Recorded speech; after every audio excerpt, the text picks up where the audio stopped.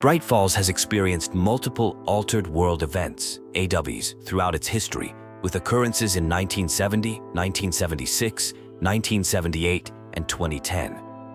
The town experiences an unusually high frequency of paranormal activity, particularly centered around Caldron Lake. Following the 2010 AWE, the Federal Bureau of Control established the Lakehouse facility to study the threshold in Caldron Lake and develop containment methods for the entity within.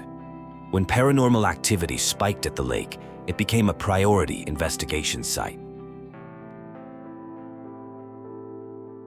Tension existed between the Research and Investigations departments at the FBC.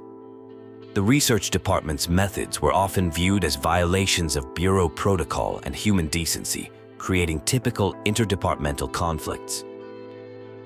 The Lakehouse facility was run by Dr. Jules Marmon and Dr. Diana Marmont, a married couple serving as co-heads of research. They maintained strict protocols around safety, security, and censorship while conducting threshold regulation and dimensional coupling studies.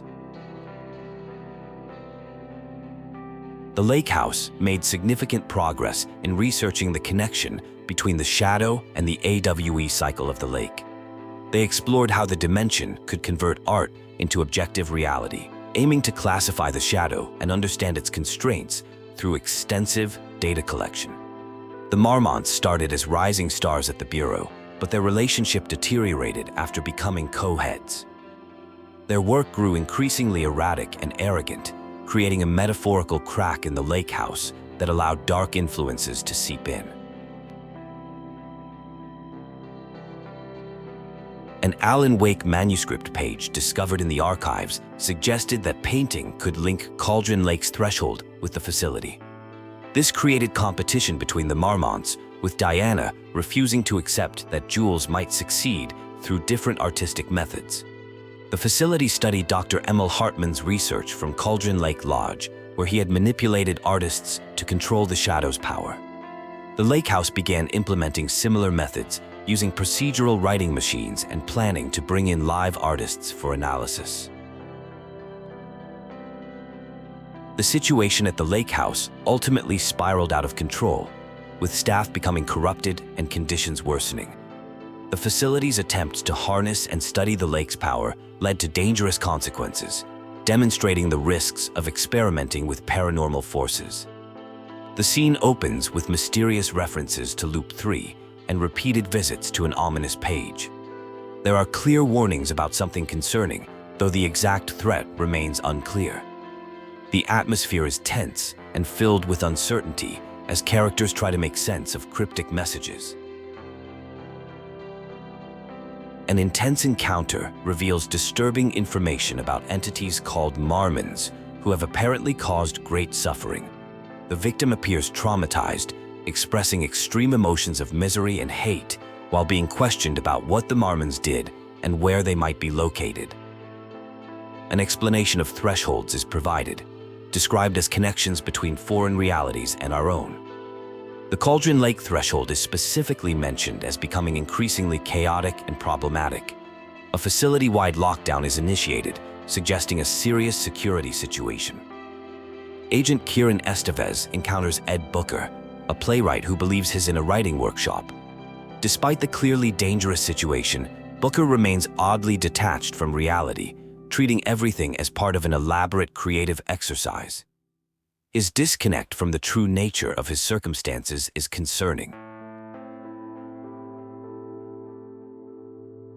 Details emerge about Jules Marmont and his disturbing treatment of an artist named Lane. Marmont's frustration with Lane's abstract work leads to dark thoughts of violence. The narrative reveals an obsession with controlling artistic output and a competitive drive against someone named Diana.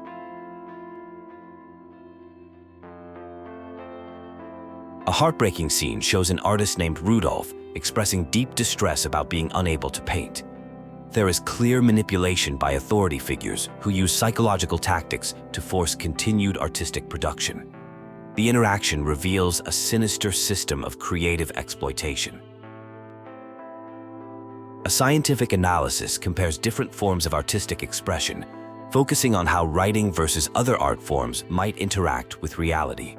Special attention is paid to Alan Wake's writing and its unique ability to affect reality. The discussion reveals ongoing research into art's power to influence the real world. The narrative shifts to intense action sequences involving dangerous entities and facility navigation. Meanwhile, background details emerge about Diana and Jules' competing research approaches and their unauthorized use of live subjects for experiments. The situation reaches a climax with the revelation that Jule Marmont has been transformed by the shadow into a hostile entity. The tragic story of Rudolph Lane unfolds, culminating in his final act of defiance, creating a self-portrait with his own blood as a testament to his suffering. Diana is in her office as alarms signal a breach in the facility. The scene captures the mounting tension as the carefully controlled environment begins to unravel, with physical manifestations of chaos affecting the very structure of the archives. An intense scene unfolds as darkness engulfs a facility. Red lights fade one by one as a wave of nothingness pours in from all sides. Diana finds herself trapped with nowhere to run, terrified by the overwhelming darkness. In her final moments before everything goes dark, she reflects on her actions with Jules and their shared ambition that led to this moment. Notes from September 13th, 2023, explore the concept of the tortured artist. The discussion centers on analyzing artistic performance and emotional states. There are plans to conduct psychological experiments on Edward Booker, measuring art quality against induced negative emotions through various methods like food restriction and confined spaces. The Lakehouse becomes submerged underwater due to the Marmonts' ambitious plans gone wrong. Their machines failed to contain what they had unleashed. The facility fills with water as they realize their work has transformed them into monsters. They detect an intruder in their labs and begin hunting through the floors, determined to protect their underwater tomb.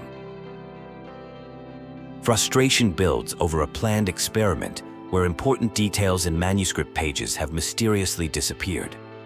Accusations of credit theft and research sabotage emerge. Thoughts of retaliation surface, including plans to potentially tamper with lab equipment by inverting amplifiers and misaligning receivers. A strange encounter occurs at the Ocean View Motel, described as a dimensional intersection. The scene unexpectedly shifts to the Panopticon, which is unusually located outside its normal headquarters location.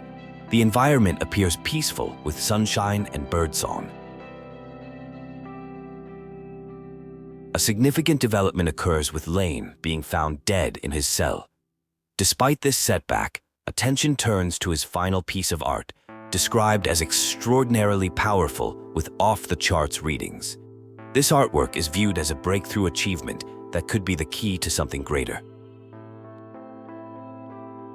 The Marmonts' experiments with Caldron Lake's threshold become unstable and dangerous. The situation deteriorates rapidly, requiring immediate shutdown of the experiment to prevent catastrophic consequences. The threshold begins tearing itself apart, creating an emergency situation. The story concludes in the forest outside Bright Falls, where a team detains Alan Wake and Ilmo.